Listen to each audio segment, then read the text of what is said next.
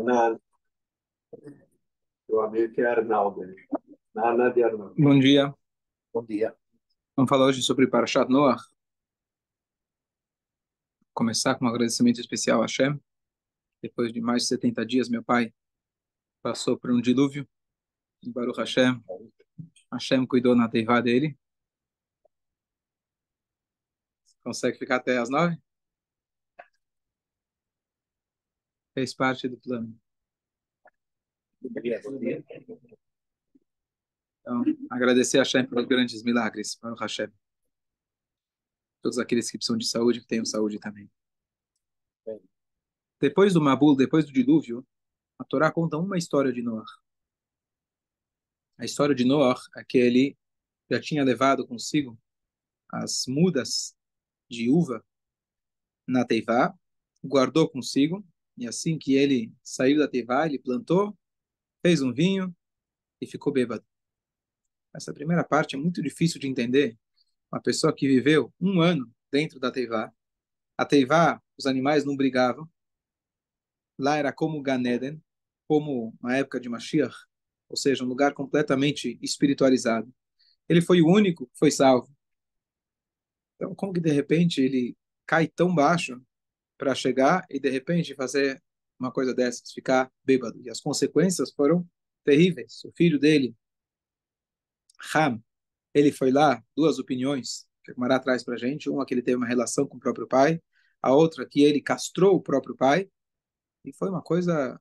Depois, quando o pai percebeu, foi lá e amaldiçoou o filho do filho, o neto, Canaã. Então, a pergunta é: o que Noah pensou? A explicação talvez mais popular, mas mais simplória, é dizer que ele estava sofrendo o pós-trauma. Ele viu um mundo, esse mundo se destruiu, todo mundo que ele conhecia, tudo que ele tinha, tudo sumiu. Então, como se lida às vezes com uma situação tão difícil? Às vezes você entra em estágio de Deus nos livre de alcoolismo e aí você consegue lidar com a situação. Vocês acham que dá para a gente falar sobre Noah? Tudo difícil. Fala, Avram, estou vendo no teu olho, você está querendo falar alguma coisa? Não? O Rabino Tversky, Avraham Tversky, Alava Shalom, que ele justamente lidava com viciados, etc., ele fala uma coisa curiosa. Ele fala, por que Noah ficou bêbado? A interpretação dele, mas uma coisa interessante, ele fala, Noah, ele já bebia, tomava vinho normalmente antes da Teivá. Só que Noah, antes da Teivá, antes do dilúvio, e o Noah, depois do dilúvio, era outro Noah. Ele manteve as mesmas doses, só que o corpo dele, a mente dele, o mundo não estava pronto para aquela mesma dose. Isso é uma coisa que ele lidava bastante, que é a ideia do overdose. Deus nos livre, uma pessoa que dá overdose, pelo pouco que eu já ouvi, eu conheço, é de que a pessoa tomou, mas o corpo dele não estava pronto para manter as mesmas doses de antigamente. Às vezes ele parou por um tempo e ele volta a tomar, achando que ele vai conseguir se manter. Então, a ideia seria que Noah ele bebeu para esquecer, ele bebeu para conseguir lidar com a dor. Essa é uma explicação. Mas vamos tentar explicar de uma maneira um pouco mais profunda, olhando para Noah, como a Torá descreve para a gente, Ish Tzadik, um homem tzadik, único na Torá, que a Torá coloca para a gente que ele é um homem tzadik. Então, olhar para essa história com um sentido mais profundo e com aplicações práticas para a gente. Quanto tempo demorou para fazer vinho? Porque tem que fermentar, fazer álcool. Boa, boa.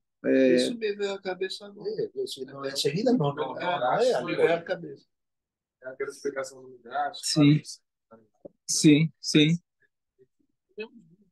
Então, Não mesmo? Tem álcool. pelo jeito, talvez ele já pegou uma muda que se manteve. O comentarista Sifstei Hachamim, eu vi hoje justo, ele traz, por que justamente ele trouxe essa muda de uva? E a muda de laranja, a muda de maçã? Deus falou para ele, vai lá e coloca, separa todos os animais, tem que ter pares de animais, você tem que ter os animais cacheres, tem que ter sete, para poder preservar. Peraí, e as plantas? Não está escrito na Torá que ele tinha que trazer todos os tipos de plantas para depois replantar. Então, Siftei Hachamim, ele fala que as outras plantas, elas não foram, não são tão frágeis, digamos assim, que seriam influenciadas pelo Mabula a ponto delas não voltarem a crescer. Tanto é que a gente vê que a, a, a oliveira, com a história da pomba, ela foi lá e trouxe imediatamente já da oliveira. De alguma maneira, apesar da pressão, apesar de toda a água, apesar do calor, elas conseguiram de alguma maneira sobreviver. E aí o Siftei Chachamim fala porque ele trouxe a videira, porque ele trouxe essa muda, porque ela não conseguiria sobreviver o Mabul. Então ele garantiu e levou com ele. Essa é a explicação do Siftei Chachamim. Então, talvez ela já estava até desenvolvida de alguma maneira, já estava com as uvas, e ele já usou a uva para fazer no mesmo dia, ou foi algo milagroso, não sei. Mas, eventualmente, porque o vinho também ele é usado para santificação. Boa. Pode ser que a primeira ideia... Intenção dele, boa. Então vamos falar ruim, sobre isso. Então, exatamente, vamos falar sobre isso, boa. Então, e a outra pergunta é, que história é essa? Por que o filho vai lá e ele se comporta dessa maneira? Uma maneira completamente animal. E os irmãos, eles vão lá e cobrem o pai, andam de trás. Mas, além da explicação literal, ou seja, que ele deixou margem para o Yetzirará dele, mas alguma explicação a gente pode, pelo menos, tentar se identificar, encontrar dentro de nós algo parecido que nós faríamos. Não exatamente a mesma coisa, mas o que a Torá está ensinando para a gente evitar e não repetir. Além do sentido literal, que é muito óbvio, que foi extremamente... Não tem nem palavras para fazer isso com o próprio pai. Então, eu vou dizer hoje uma explicação, não é a única, tem várias, mas é curioso que justamente o que ele fez assim que ele saiu, ele foi lá e ele ficou bêbado com o vinho. Vamos voltar para o primeiro pecado da história. Temos 4 opiniões do que era aquele fruto. Uma das opiniões era uva. E o que seria dessa uva? Na verdade, se eles esperassem um pouco mais, eles iam poder fazer kiddush. Era na sexta-feira, iam poder fazer o kiddush no próprio vinho. Então, é curioso essa comparação. Justamente o primeiro pecado foi com o vinho, conforme a minha opinião. E aí, tudo o que aconteceu ao longo dessas 10 gerações que trouxeram o Mabul, que trouxeram a destruição, foram consequências do quê? Do fato que Adão ele comeu do fruto proibido. Se ele não tivesse comido do fruto proibido, a cobra não teria entrado dentro deles, entre aspas, eles não teriam absorvido a energia da cobra, que é o Yetzirará, eles estariam vivendo no Ganeda, o mundo estaria perfeito. Então, tudo o que aconteceu, ninguém melhor que Noah sabia a consequência do pecado original. Estamos falando de 10 gerações. Ele podia fazer um cálculo simples e entender quais foram as consequências a ponto que Hashem precisou destruir o mundo inteiro como consequência desse primeiro pecado. Noah, sendo o único tzadik, sendo o único sobrevivente, ele falou, bom, agora que o mundo zerou, vamos começar tudo de novo. Eu preciso garantir que o erro não se repita. Tem sentido? A intenção dele, com certeza, era muito boa. Agora, a partir daqui tem várias formas de explicar. Eu vou pegar uma delas. Noah, ele passou um ano inteiro na Teivá. Para que o lobo conviva com o carneiro dentro da Teivá, Hashem precisou fazer muito milagre. Inclusive, está escrito que Noah, ele estava o dia inteiro, tempo inteiro, alimentando os animais. Tanto é que uma vez a Torá alude a um fato que ele atrasou a comida para o leão e ele levou uma mordida, que ele atrasou. É uma história bem curiosa, trazer a explicação muito bonita, de que história estranha, né? Ele atrasou e foi mordido por um leão, e se foi, o que tem a ver com a gente? Que história é essa? O que a Torá está dizendo para a gente? A primeira coisa, a gente sabe que a gente tem que alimentar os animais antes de você sentar para comer. A segunda explicação, muito bonita, quem falou isso foi um rabino que passou pelo Holocausto, eu não lembro o nome, ele falou o seguinte, você está agora tratando, você está lidando, você está cuidando com os poucos, xerita pleitá, os poucos que sobraram do dilúvio. Você tem que entender que a tua responsabilidade com essa nova geração, no caso lá eram os animais, trazendo isso para o nosso dia a dia, para os poucos que sobraram, as crianças, mesmo os adultos que sobraram, o cuidado que você tem que ter é um máximo com eles. Você não pode atrasar a comida do leão. Imagina se ele morre. Você vai acabar com toda a espécie. Então a Torá conta para a gente que ele sofreu a consequência, apesar dele estar 100% dedicado para a causa, um instante que ele atrasou, um minuto, ou sei lá quanto que ele atrasou, isso a Torá ensina para a gente que ele levou a consequência disso. Pelo menos uma das lições é de que aqueles que sobraram do dilúvio, no que somos nós, o povo de Israel, que já passamos por vários, então, o cuidado que a gente tem que ter de zelar por eles, olhar por eles e garantir que eles estejam alimentados fisicamente e espiritualmente é uma responsabilidade muito grande. Você não está simplesmente lidando com um monte de leões. São poucos que sobraram, então você tem que olhar para cada um como único. Essa é uma explicação muito bonita. Mas ele teve que levar muita comida? Sim, sim. Teve que levar muita comida. E o leão só come. Então, mas aí, como eles conviviam, como eles viviam, uma coisa curiosa que eu vi, de que os animais, até então, eles eram vegetarianos. Os próprios animais, não só na Teivá, mas até então, depois que Noé saiu, o homem foi permitido se alimentar da carne, e os animais também começaram a se alimentar um dos outros. Antes do Mabul, eles eram todos vegetarianos. Então, o que ele precisou levar foi capim, para levar, Mais né? fácil, porque senão se apodrece. Hashem cuidou de tudo. Mas ele viveu o mundo perfeito. Ele viveu o mundo perfeito durante um ano inteiro. Foi o tempo que ele ficou na Teiva. Então, conforme essa explicação, Noah, ele pensou o seguinte: agora que Hashem, ele anulou o mal, ele fez o dilúvio, limpou tudo, pronto, resolvemos o problema original. Agora a gente pode voltar para a árvore, aquela que era proibida, mas agora a gente não tem mais o risco. Todo o problema era a consciência que foi criada a partir daquele momento. Qual foi a consciência? A partir do momento que ele comeu, chega a Hashem e pergunta: onde você está? Eu estou me escondendo. Por que você está se escondendo? Ah, porque eu estou sem roupas.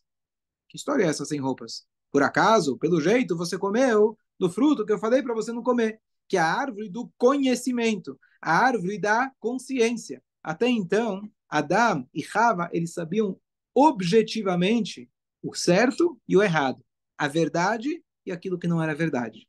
Então, inclusive, o seu próprio órgão reprodutivo era algo simplesmente e unicamente para você poder usá-lo da mesma maneira que você usa seu nariz para respirar, sua boca para comer. Não havia espaço ou margem para vergonha, para consciência de que isso pode ser usado de uma maneira egoísta.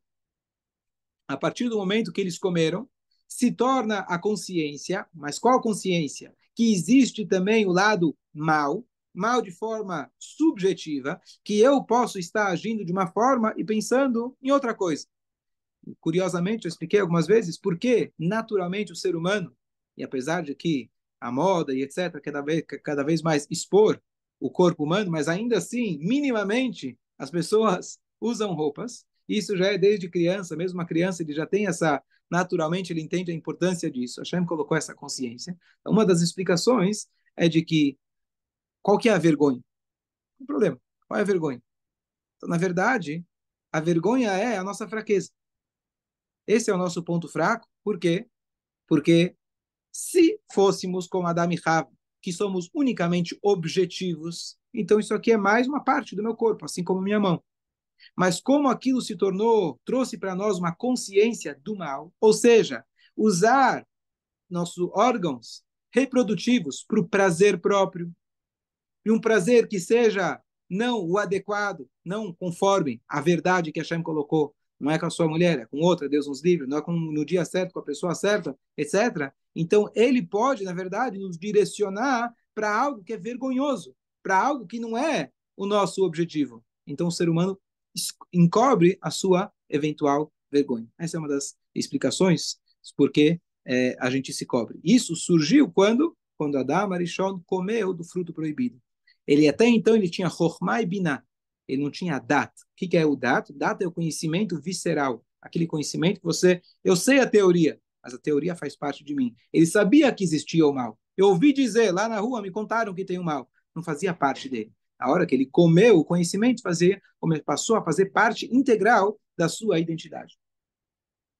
Noah passou 10 gerações. Ele pensou, conforme essa explicação, de que agora Deus já tirou todo o mal do mundo. Se ele tirou todo o mal do mundo, agora nós podemos comer do fruto do conhecimento tranquilamente. Já não vai ter mais o risco da consciência. E o que ele fez? Ele tomou vinho. E o que acontece quando a pessoa toma vinho? Tem duas formas. Ou a pessoa vai para baixo da consciência, ou ele vai para cima da consciência. Normalmente, a maioria das pessoas, quando ele bebe, ele fala besteira. Algumas pessoas, quando bebem, falam palavras bonitas, têm palavras de Torá, se elevam. Temos passagens na Gemara, etc. Os dois sábios, Rabi e Rabzeira, aqui no Purim, eles tomaram bastante, eles foram para o espaço, ou seja, superaram a capacidade humana do conhecimento. Então ele pensou, de alguma maneira, agora eu posso me elevar, eu posso usar o fruto de uma maneira kasher. E ele foi lá e, entre aspas, se elevou. Essa foi a intenção dele original. Qual foi o problema? O problema é que ele se enganou. O mundo não estava 100% pronto. Tinha muito o que fazer. Então, a visão de nós seria: não existe mais mal. Eu estou vivendo tudo bem. Como que a gente pode aplicar para nós? Então, tem uma passagem que a Torá fala para a gente, fazer um outro paralelo. A Torá fala que Adam et Sassadeh, que o homem comparado com a árvore, certo? A gente faz várias comparações, Tu Bishvat a gente traz isso, está em Pashat Shoftim, homem comparado com a árvore. Se você ler a Torá, essa frase está como um ponto de interrogação, não com exclamação. A Torá fala, quando você vai destruir a terra do teu inimigo, onde está teu inimigo, Eretz Israel, você não deve destruir a árvore. Será que o homem é a árvore do campo? O homem, você destrói, ele é teu inimigo. A árvore do campo não é o homem. Assim que a Torá coloca. Ou seja, é uma pergunta. Ok? O que tem a ver com o nosso assunto? Às vezes as pessoas comparam o homem com a natureza. Assim como o animal, ele tem a sua natureza de comer o outro. Assim como as plantas têm a sua natureza. Eu tenho a minha. Por que eu vou desrespeitar a minha natureza? A minha natureza é querer comer o outro vivo, como porque a avó fala, se não tivesse o reinado, cada um comeria o outro vivo. Então, é a minha natureza. Por que eu vou estragar a natureza? Por que eu vou mudar? Alguém falou uma vez, Hashem fez mulheres bonitas para quê? Para apreciar. Né? Você tem que apreciar a tua, não a dos outros. Tá certo? Então, se a pessoa ela enxerga um mundo onde ela fala, o mundo já está perfeito, não tem mal. Isso aqui é tudo bom. Eu posso comer do fruto, o fruto já está caché, está tudo certo. Eu vou dar margem para os meus instintos. É uma forma, talvez, da gente traduzir para o nosso dia a dia. O que aconteceu com o filho dele? Que também passou por um trauma, ficou um ano dentro da Teivá. E ele viu o que aconteceu com as gerações anteriores. Ele falou, contrário. O que adianta a gente reconstruir o mundo? Olha onde a gente chega. Olha onde o ser humano é capaz de chegar. Eu vou chegar agora e começar tudo do zero? Quantas pessoas têm força, depois de um dilúvio, recomeçar tudo de novo? Pessoal, Deus nos livre, perdeu seu trabalho, seu emprego, Deus nos livre, a família, perdeu. Quantas pessoas conseguem, depois de um dilúvio, falar, ó, agora vai, agora vai. Já perdi a vontade, não tem mais força. Eu vi ontem uma história muito bonita, que o Elie Wiesel, famoso escritor, sobrevivente do Holocausto, escreveu o livro à noite. Ele, depois de muitos anos, ele se aproximou do Rebbe. E um dia, eu acho que foi Simchat Torah, o Rebbe, naquele momento, virou para ele e falou, pede a brachá que você quiser. O que você pediria? Uma pessoa como essa não vai pedir nada físico, porque ele já sabe que o físico não tem sentido nenhum. Ele falou, Rebbe, eu quero conseguir chorar. Infelizmente, a pessoa, por sobrevivência, para conseguir sobreviver, ele teve que desligar e separar completamente dessa parte humana dele de sentir as coisas. E ele falou que até hoje eu não consegui chorar. E que se começasse a chorar, não ia parar nunca. Tudo aquilo que ele passou, perdeu a família inteira, perdeu tudo. O Rebbe respondeu para ele, por que só chorar? Quero dar uma brachá para você também rir e dançar. Essa foi a resposta que o Rebbe deu para ele. Então é muito difícil, depois de um mini holocausto, um mini dilúvio que cada um passa, a gente recomeçar. O filho dele, Ham, ele falou o contrário. Sabe o quê? Esse mundo não tem mais jeito. Eu não vou deixar meu pai ter mais um filho. Ou, de outra forma, já que não tem jeito mesmo, vamos aproveitar o que dá. Ele vai lá e expõe a vergonha do pai. O que quer dizer que ele expõe a vergonha do pai? Ele vai lá e mostra, papai, você acha que não tem mais vergonha? Já estamos vivendo no Gan Eden? Já superamos todo o mal? Ah, vou abrir aqui a cortina, vai todo mundo ver você. Estamos no mundo exatamente como antes. Não adiantou nada. Não se engana. Não acha que a gente está super elevado. Não se engana. Pelo contrário, nós estamos no mundo que não tem mais jeito. Já que não tem mais jeito, então vamos aproveitar e expor a nossa maldade, porque não vai dar em nada de qualquer jeito. Não temos o que corrigir. Tem também Midrash que fala que o Ham ele manteve relações dentro da arca também. Sim, sim, sim, mesmo que a Hashem tinha proibido. Boa. Então, e aí ele vai lá e conta para os irmãos. E a Torá elogia muito a atitude dos outros dois irmãos, que eles pegam um lençol, eles andam de trás, e quando se aproximam do pai, que normalmente iriam virar para ver, né? Agora eu preciso estar face a face com ele para poder cobri-lo. Mesmo quando eles viraram para cobrir o pai, eles viraram a cabeça para não ver a vergonha do pai. O que significa isso? Então a gente falou dos dois extremos. Alguém quando passa por um dilúvio, Deus nos livre, um vive talvez na negação, certo? E ele vai viver na negação porque é a maneira dele sobreviver. Outro vai viver na negação do outro lado, dizendo que não tem mais jeito.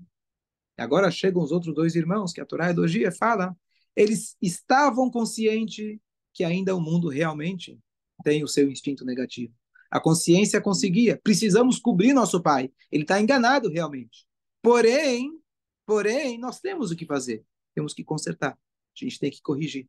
A gente está aqui, a Hashem deu a oportunidade para nós, justamente com esse mundo tão difícil, para nós, que fomos os únicos que sobraram, que a Hashem está dizendo para a gente, você tem a força. Se você sobreviveu tudo isso, significa que você tem a força de corrigir. Não quer dizer que você não está enxergando o problema, você não está negando o problema, mas por outro lado, você não joga o pano e diz, eu não consigo mais, não tem mais como consertar. Eles vão lá, entendem que o pai está expondo a sua vergonha, ainda era uma vergonha, mas tudo bem, vamos fazer o que dá para fazer, vamos cobrir, vamos consertar, vamos continuar esse mundo, vamos popular esse mundo e vamos trazer a revelação de Hashem aqui na Terra. Então a lição é muito bonita, é muito prática, e que quando a gente passa por momentos difíceis, a gente, por um lado, não desistir, não entrar na negação, e a gente realmente lutar por mais difícil, que é você enxergar a situação, não negar a situação, e apesar de, e com aquela situação, você seguir adiante. Essa é uma das mensagens do Noah. Então essa foi a intenção original dele, só que ele foi para um extremo. O filho dele foi para o outro extremo. E os dois filhos, eles dão para a gente a lição de como a gente deve corrigir, estar ciente das dificuldades e com elas, e apesar delas, e com elas, a gente seguir adiante. Dúvidas? Tchau, a todos. E Thiago,